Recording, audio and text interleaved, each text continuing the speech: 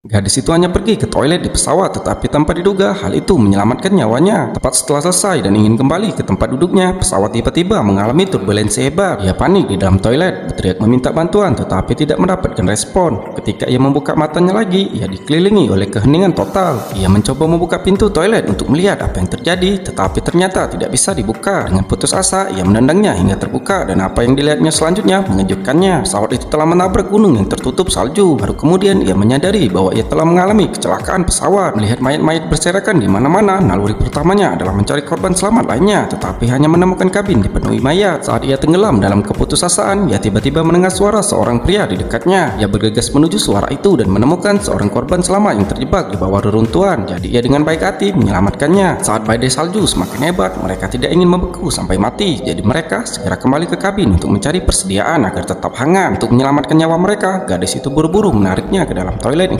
sempit, satu-satunya tempat yang dapat memberikan perlindungan dari badai salju. Mereka kemudian menutupi diri dengan selimut dan meringkuk bersama. Meskipun begitu, mereka merasa sangat kedinginan. Lihat ini, wanita itu dengan cepat meletakkan tangan pria itu di perutnya. Dalam situasi ini, jenis kelamin bukan lagi masalah, dan ini diperlukan untuk bertahan hidup. Mereka melewati malam dengan saling menghangatkan, tapi sekarang mereka menghadapi masalah serius. Bagaimana bertahan hidup di gurun es ini? Esokan paginya, setelah menenangkan diri, gadis itu membuka paksa pintu toilet dan keluar untuk menemukan pesawat yang jatuh terkubur di bawah salju, dan seluruh gunung tertutup salju putih, membuat penyelamatan sangat sulit. Lihat mayat-mayat yang membeku di mana-mana, gadis itu langsung diliputi keputusasaan, mempertimbangkan untuk mengakhiri hidupnya di tempat terpencil. Tetapi kemudian pria itu tiba-tiba mendekat, mendesaknya untuk memikirkan keluarganya, orang tuanya. Meskipun gadis itu kembali tegar setelah mendengar itu, ia tidak bisa menghibur dirinya sendiri, meskipun ia bisa membujuk orang lain. Setelah gadis itu pergi, pria itu menangis terseduh-seduh, melampiaskan emosinya dengan teriakan. Dengan badai salju lain yang mendekat, mereka sekali lagi mencari pelindungan di kamar mandi. Tetapi tinggal di sana bukanlah solusi. Untuk bertahan hidup, pria itu mendesak wanita itu untuk pergi bersamanya, percaya bahwa mereka dapat diselamatkan jika ada penduduk di kaki gunung. Tetapi gadis itu percaya bahwa ini sama saja dengan bunuh diri. Mereka akan membeku atau kelaparan sampai mati. Melihat desakannya untuk menunggu penyelamatan, pria itu tidak punya pilihan selain meninggalkannya dan berbalik. Awalnya wanita itu tidak ingin pergi, tetapi melihat sosok pria itu menjauh, ia dengan takut mengikutinya, dan demikianlah keduanya memulai perjalanan berbahaya untuk bertahan hidup. Namun setelah melewati gunung demi gunung, mereka masih belum menemukan seorang pun. Gadis itu mulai menyalahkan pria itu. Tapi apa yang bisa ia lakukan sekarang? Saat wanita itu dengan enggan mengikuti pria itu